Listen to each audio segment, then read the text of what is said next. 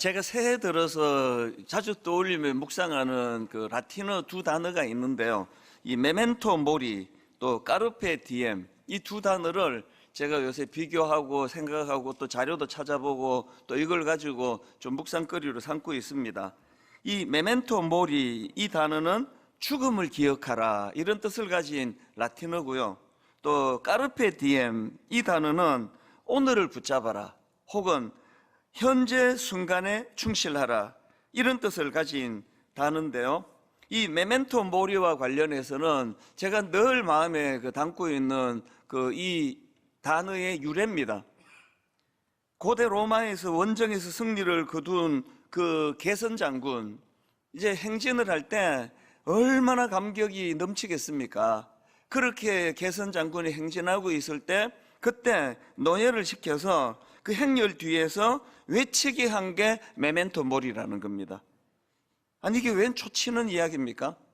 지금 막 일생에 기쁘고 흥분되는 감격되는 순간인데, 그래서 행렬이 지금 그렇게 감격스럽게 승리의 기쁨을 누리고 있는데 그 노예를 시켜가지고 죽음을 기억하라, 죽음을 기억하라, 계속 이걸 외치게 하는, 이게 참 되게 생소하게 느껴지지만 이게 그 시대 로마 사람들의 지혜인 것 같아요. 왜 이런 이상한 일을 시킬까요? 전쟁에서 승리한 그 장군이 지금 막 천하를 얻은 것 같은 기쁨이 충만한 그 순간에 노예를 시켜가지고 죽음을 기억하라, 이걸 외치게 하는 것은 우쭐대지 말라는 거죠. 지금 사람들이 전쟁에서 승리했다고 당신을 향하여 열광하고 있지만 그래도 당신은 언젠가 죽는다. 그러니 겸손하게 행동해라, 이런 메시지를 담아가지고 참 이게, 그래서 저는 이 메멘토 모리, 이게 뭐 누가 저한테 외쳐주시는 분이 안 계시니까 제 내면에서 메멘토 모리, 메멘토 모리, 죽음을 기억해라, 언젠가는 한 줌의 흙으로 돌아갈 인생이다, 그런 면에서 이제 이 메멘토 모리라는 단어를 생각하고요. 그런가 하면은 그 까르페 디엠, 이건 글자 그대로 오늘을 붙잡아라, 또 현실에 충실해라, 이런 뜻을 가진 거니까요. 한편으로는 이 메멘토 모리의 정신을 되살리기 위해서 야고보서 4장 14절입니다. 내일 일을 너희가 알지 못하는도다. 너희 생명이 무엇이냐? 너희는 잠깐 보이다가 없어지는 안개니라. 여러분, 지금 뭐 좀 일이 잘 풀리고 자꾸 칭찬을 많이 듣고 부럽다 부럽다 이런 소리를 들으시면 여러분은 이제 메멘토 모리, 이 죽음을 기억해야 될 겁니다. 그래서 또 시편 90편 12절에 얼마 전에도 나누었지 않습니까? 우리에게 우리 날 계수함을 가르치사 지혜로운 마음을 얻게 하소서. 그런가 하면은 이 까르페 디엠의 정신을 살리기 위해서 에베소서 5장 15절 16절입니다. 세 번역입니다. 그러므로 여러분은 어떻게 살아가야 할지를 살피십시오. 지혜롭지 못한 사람처럼 살지 말고 지혜로운 사람답게 살아야 됩니다. 세월을 아끼십시오. 때가 악합니다. 늘 이런 말씀 우리가 묵상하면서 오늘 이 하루 허비하기에는 너무나 소중한 시간이라는 사실을 우리가 기억하면서 살아가자, 이 말씀을 제가 이제 자꾸 요즘에 되뇌고 있는 거거든요. 제가 오늘 설교를 왜 이렇게 시작을 하는가 하면, 저는 시편 23편 말씀이야말로 이 두 요소가 다 담겨 있는 말씀이라고 생각하기 때문입니다. 1절부터 5절까지 이 내용을 보면은요, 시편 23편은 현재 시제로 가득 찬 이야기입니다. 뜬구름 잡는 이야기가 없습니다. 여호와는 나의 목자시고 이 순간 내 삶을 인도해 주시는 분이다. 그래서 이게 바로 앞부분에서 보여주는 이 까르페 디엠의 정신 아닙니까? 오늘 은혜를 받고 오늘 충실하게 살아가는 게 중요하지, 그 뭐 믿음이 뭐 천국 가는 티켓 얻는 것처럼 막연하고 그 천국 뭐 가봐야 알지, 이런 생각으로 살아가는 게 아니라 바로 오늘 이 순간이 하나님이 함께 하시는 여기가 천국이고, 하나님이 함께 하시는, 하나님 다스리는 이 현실이, 이게 바로 하나님 나라다. 매일매일의 삶을 은혜를 갈망하고 은혜 주실 때 기뻐하는 그런 삶을 살아가야 되는 게 1절부터 5절까지의 강조인데요. 근데 시편 23편은 이렇게 끝나질 않습니다. 그 6절에 나와 있는 이 말씀 여러분 너무나 잘 알잖아요. 내 평생의 선하심과 인자하심이 반드시 나를 따르리니, 결론이 이렇습니다. 내가 여호와의 집에 영원히 살리로다. 여기 나와 있는 여호와의 집에 대한 분석은 뭐 여러 갈래로 있는 걸 제가 자료로 보는데요, 뭐 궁극적으로는 다윗이 말하는 여호와의 집이 그 천국 아니겠습니까? 이 땅에서 그렇게 은혜를 누리고 행복하게 잘 살았다면 그게 다가 아니다.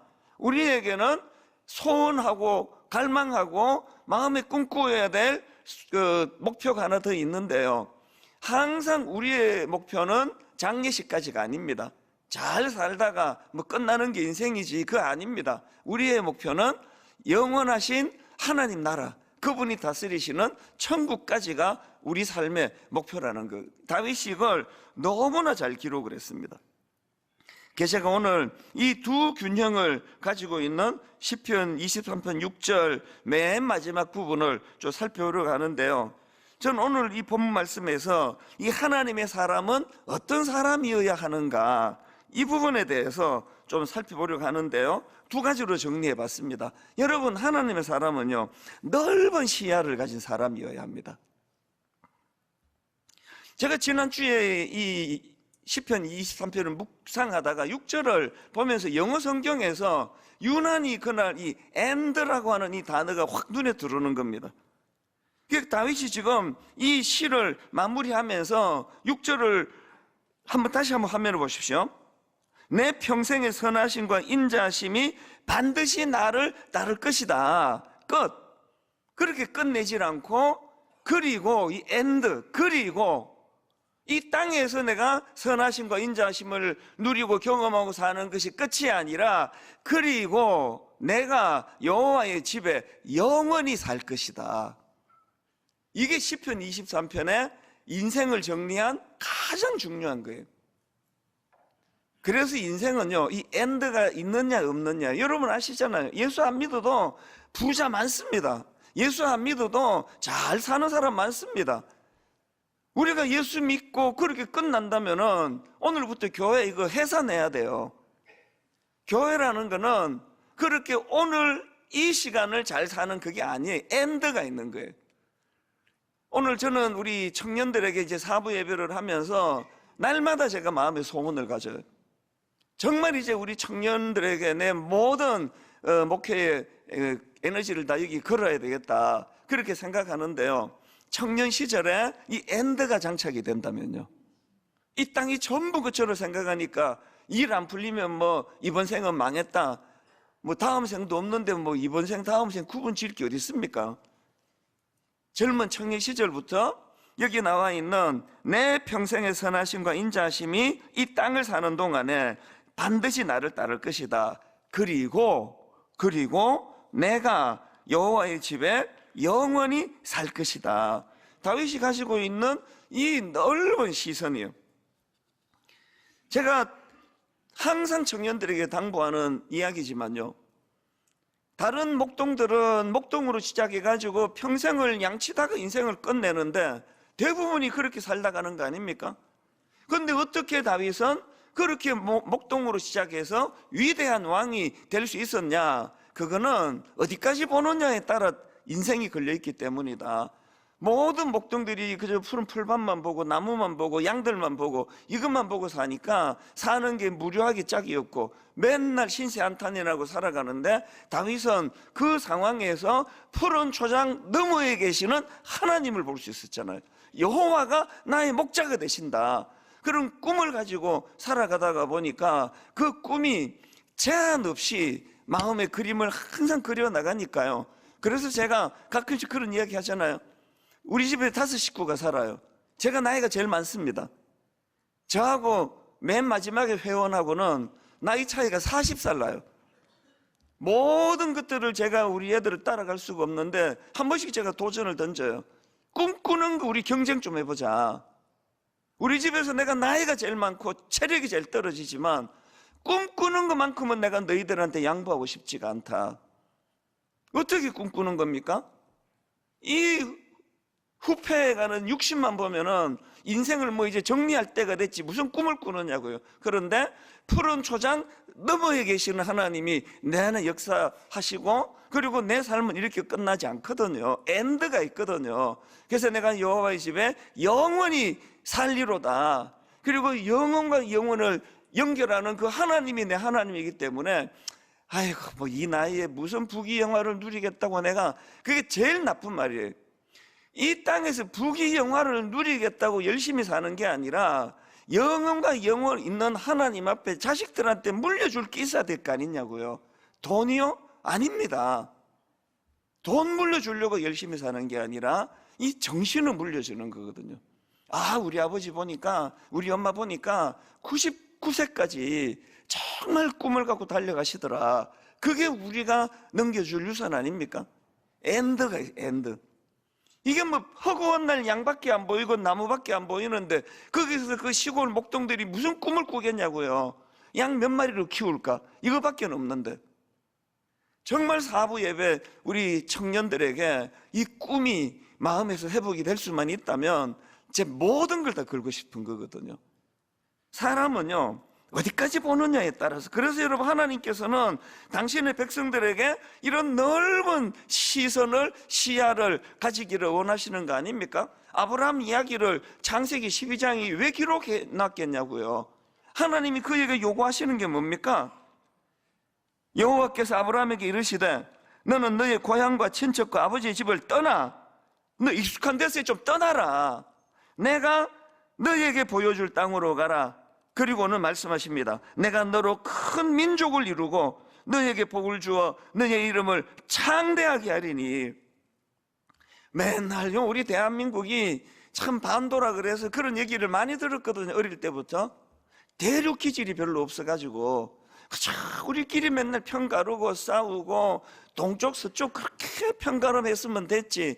이제는 막 세대 간에 또 편가르고 이념 가지고 편가르고, 이런 시대를 살아가는 현실에 우리 청년들에게 더 큰 꿈을 그려주는 그런 부모가 될 수 없습니까? 부모부터가 너무 아웅다웅 이렇게 보고 배우는 게 없는 그런 삶이 아니라 더 큰 그림을 그려주면서, 현실은 이렇게 양밖에 안 보이고 양치는 걸로 인생을 거는 초라한 목동 같지만, 그러나 푸른 초장 너머의 세계를 좀 바라봐라. 영안을 좀 열어라. 푸른 초장 너머의 세계 일하시는 그 하나님이 너를 어디까지 인도하실지는 아무도 모른다. 이런 꿈을 좀 심어줘야 되는 거. 그랬더니 여러분, 하나님 만난 이후에 변화된 모세를 보십시오. 히브리서 11장 24절. 믿음으로 모세는 장성하여 바로의 공주의 아들이라 칭함받기를 거절하고 도리어 하나님의 백성과 함께 고난받기를 잠시 죄악의 낙을 누리는 것보다 더 좋아하고. 믿음이 이런 거예요. 믿음으로 모세는요, 아니 그 노예의 자식으로 태어난 입장에서 공주의 아들이라 칭함받는 것보다 더 높은 꿈이 어디 있겠냐고요. 그런데 모세는 그걸 거절했대잖아요. 왜? 푸른 초장 너머에 계시는 하나님을 그가 발견했기 때문에 눈으로 보이는 공주의 아들이라는 이것으로는 내가 양이 안 차는 거거든요. 일부 때는 뭐 아직도 잠도 덜 깨고 뭐, 그래서 제가 참 2부를 기대해 보겠습니다. 이런데 가슴이 벅차지 않는다는 건요, 그만큼 여러분이 지금 현실에 너무나 지금 여기에 지금 젖어 있다는 뜻이거든요. 한국의 현실을 보고 지금 이 탄핵 정국을 보고 이 상황에서 좀 더 큰 그림을 그릴 수 없나? 이게 사부노예밖에 없나? 맨날 싸우는 것밖에 없나? 이 위기를 재료로 해서 좀 더 큰 우리 아름다움을 후손들에게 물려줄 기회로 삼을 수 없나? 이런 생각을 하고 여러분 기도하고 계시죠? 더 큰 그림을 그리는 거예요. 여러분이 잘 아시는 그 우물안 개구리, 이게 좌정관청이라는 사자성어거든요. 좌정관청이 뭐냐면은 우물 속에 앉아서 하늘을 본다, 이런 뜻입니다. 직역하면. 이게 장자의 고사에서 유래되었다고 하는데요, 장자가 이런 말을 했다는 겁니다. 우물 안에 개구리가 우물 속에서 하늘을 본다면 그 하늘은 구멍만큼 좁게 보일 것이다. 이게 좌정관청입니다. 여러분의 세상이 지금 우물 안에서 보는 세상 아닙니까? 이게 전부인 줄 알고 허구한 날 나는 보수다, 나는 진보다, 허구한 날 지금 자기 세계에 갇혀가지고 자기 생각과 요만큼만 다르면은 척지고 다락방에서 안 나가 그러고, 저 사람하고 내가 상대 안 할 거야 그러고, 말만 하면 오해하고, 이게 지금 좌정관청 아니냐고요. 우물 안에 개구리가 우물 속에서 하늘을 보는 것처럼 그 하늘은 우물 구멍처럼 좁게 보이는 거예요. 저는 사극을 좋아하는데요, 그것도 정통 사극을 좋아해요. 그것 갖고 막 만든 이런 사극은 재미가 하나도 없고, 저는 정통 사극을 굉장히 좋아합니다. 왜 그걸 계속 보느냐 하면은요, 그런 사극이 나오면 보느냐 하면, 제가 보면은 참 한심해요. 500년 전에 그 어른들이요, 그거 지금 궁궐에서 나라를 위하는 그 사람들이 보시잖아요. 소탐 대신 아무것도 아닌 것 가지고 미친 듯이 싸우고, 그분들 지금요 뼈도 없습니다. 뼈 있습니까? 그 경주에 가 있는 그거 봉우리, 그거 그냥 봉우리만이지 뼈 없습니다.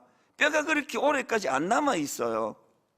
다 먼지가 돼가지고 사라졌을 텐데, 그냥 그저 10년만 살다가 끝내를 인생처럼.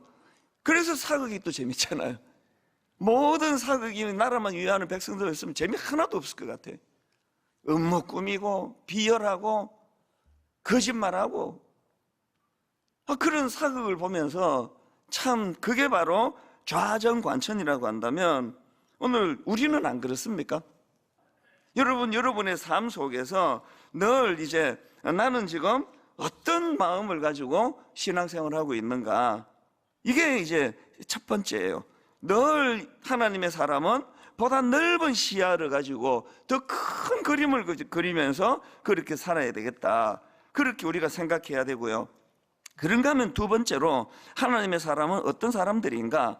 천국을 소망하며 사는 사람입니다.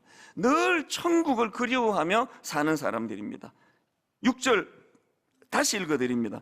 내 평생의 선하심과 인자하심이 반드시 나를 따를 것이다. 그리고 내가 여호와의 집에 영원히 살리로다. 이 그리고가 없는 인생은 신자가 아닙니다. 이 땅이 다인 사람은 크리스찬이 아닙니다. 항상 우리는 그리고 여호와의 집에 영원히 살리로다. 이 하나님 나라를 그리워하도록 하나님 우리를 그렇게 지으셨어요. 전도서 3장 11절입니다. 하나님이 모든 것을 지으시되, 그 다음 같이 읽어보시겠습니다. 시작. 때를 따라 아름답게 하셨고, 또 여기도 나오잖아요. 이 또가 있는 게 또 사람들에게는 영원을 사모하는 마음을 주셨느니라. 여러분들이 지금 영원을 사모하는 마음이 1도 없다면은요, 굉장히 지금 병든 상태예요. 잘 먹고 잘 살고 좋아 죽겠어 나는. 그게 성경에서 말하는 어리석은 부자거든요.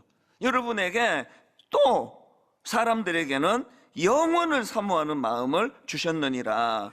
그래서 사도 바울이 빌립보 3장 20절, 그러나 우리의 시민권은 하늘에 있는지라. 우리의 시민권은 하늘에 있는지라. 거기로부터 구원하는 자 곧 주 예수 그리스도를 기다리노니. 그래서 바울은요, 죽는 걸 텐트를 걷는다라고 그게 표현을 해요. 자, 고린도후서 5장 1절이거든요. 바울이 이렇게 말합니다. 만일 땅에 있는 우리의 장막집이 무너지면 하나님께서 지으신 집 곧 손으로 지은 것이 아니요 하늘에 있는 영원한 집이 우리에게 있는 줄 아는 것이라. 이게 영어 성경으로 보면 earthly tent라 그래요. 이 텐트 아시죠? 그 놀러 갔을 때 그 치는 거 아시죠? 여러분 그 어디 이번 이제 설날 연휴에 내가 어디 이제 동남아에 가가지고 한 열흘 내가 이제 좀 쉬었다 와야 되겠다. 거기 텐트 치는데 냉장고 갖다 넣고 에어컨 설치하고 그러는 사람 있습니까? 아무도 없죠. 이렇게까지 안 웃을 줄은 몰랐습니다. 텐트예요. 이 땅은 텐트예요. 바울이 죽음을 이 땅에서의 텐트를 걷는 것이라 그랬습니다. 그래서 텐트를 걷는 게, 베드로도 비슷한 표현을 했는데 베드로후서 1장 13절입니다. 내가 이 장막에 있을 동안에, 여기도 나오잖아요. 너희를 일깨워 생각나게 하며 옳은 줄로 여기노니 이는 우리 주 예수 그리스도께서 내게 지시한 것 같이 나도 나의 장막을 벗어날 것이 임박한 줄을 알미라. 지금 베드로가요, 자기의 죽음이 임박했다, 이거를 비장하게 말하지 않아요. 나도 이제 장막을 벗을 날이 임박했다, 죽을 날이 얼마 안 남았다는 거거든요. 멋지지 않습니까? 디모데후서 4장 6절에도 전제와 같이 내가 벌써 부어지고 나의 떠날 시각이 가까웠도다. 떠날 시각이래요. 이제 우리 그 한자로 말하면 죽음이 망할 망자 아닙니까? 이제 망할 날이 다가왔다가 아니에요. 공간 이동이에요. 떠날 시각이 다가왔도다. 나는 선한 싸움을 싸우고 나의 달려갈 길을 마치고 믿음을 지켰으니, 항상 이런 시선으로 넓은 그림을 그리면서, 그리고 하나님 나라를 사모하거든요.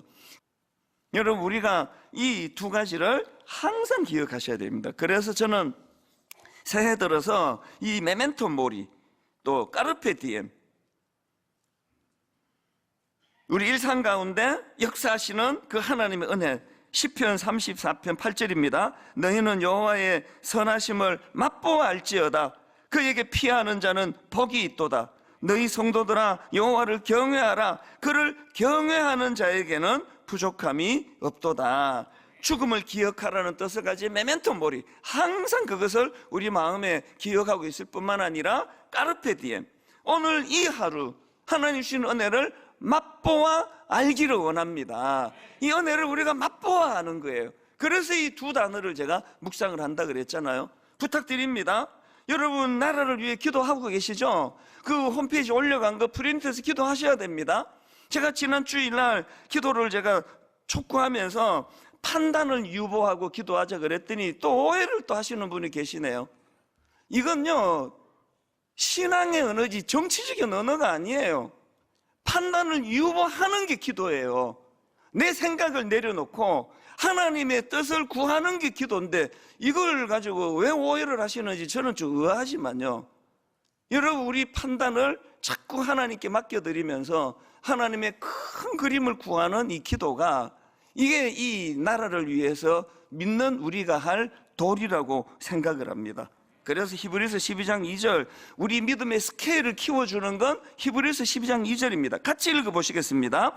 믿음의 주요 또 온전하게 하시는 이인 예수를 바라보자. 그는 그 앞에 있는 기쁨을 위하여 십자가를 참으사 부끄러움을 개의치 아니하시더니 하나님 보좌 우편에 앉아 계시느니라. 메멘토 모리, 까르페 디엠, 완벽한 조화를 여러분이 꿈꾸신다면 히브리서 12장 2절을 암송하십시오.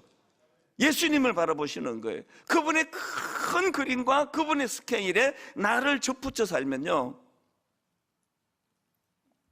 종이 한 장은요 얼마나 연약한지, 이거 그냥 이거 뭐 찢어버리면 돼요. 놀라지 마세요. 이거 다 한 거기 때문에 안 볼 거예요. 더 이상 이 필요 없는 거예요. 이거 이제 청소를 사갈 때는 막 확 던지고 그러는데, 이거 아무것도 아니에요. 이거 아무것도 아니에요. 근데 여러분, 이게 무슨 그 책상이나 이런데 이거 풀 해가지고 붙여놓으면 아무도 못 대요. 경험 있죠? 특히 이제 불법 주차했는데 노란 스티커 붙여놨을 때 죽어도 안 떨어져요. 우리는요, 뭘 또 찢을까요? 우리는 종이같이 연약한 인생이지만요, 그분 앞에 우리가 접붙어 있을 때 우리를 못 찢어요. 우리를 건들지 못합니다. 한 가지 말씀만 더 드리고 오늘 말씀을 마무리할까 하는데요, 코로나가 딱 터지고 난 바로 그 직후에 기가 막히더라고요. 그 설교자의 마음을 아세요? 아무도 없는데 이제 텅 빈 데서 사랑하는 여러분, 이렇게 제가 설교를 했거든요. 사랑하는 의자 여러분, 아무도 없는데 제가 이렇게 설교를 하는 그 절망된 순간에 21일 기도회를 제가 선포했습니다. 그래서 느헤미야서를 가지고 매일매일 그날 묵상하는 말씀 가지고 21일을 저희가 말씀을 나누었고요. 맨 마지막에 제가 울먹울먹하면서 찬양 하나를 제가 소개해드리고 그 찬양을 듣는 것으로 그 21일을 마무리했는데 그 찬양이 이겁니다. 이 세상 나그네 길을 지나는 순례자. 이 찬양 제목이 본향을 향한 애거든요. 앞부분만 읽어드릴게요. 이 세상 나그네 길을 지나는 순례자, 인생의 거친 덜에서 하룻밤 머물 때 환란의 구전 비바람 모질게 불어도 천국의 순례자 본향을 향하여, 천국의 순례자 본향을 향하네. 이 세상 지나는 동안 괴로움이 심하나 그 괴로움 인하여 천국 보이고. 여러분, 이걸 놓치시면 안 됩니다. 이 세상 지나는 동안 괴로움이 심하나 그 괴로움 인하여 천국 보이고, 이 세상 지나는 동안 괴로움이 심히 심하나 늘 항상 기쁜 찬송 못 부르나 은혜로 이끄시네. 이게 시편 26편이에요. 여러분, 이 말씀을 마음에 담으시고 이번 설날 연휴 기간 동안에 이 두 균형을 잘 묵상하고 생각하시면서, 그래서 이것이 이루어지도록 예수님을 바라보는, 예수님을 묵상하는 그런 한 주간이 되시기를 바랍니다.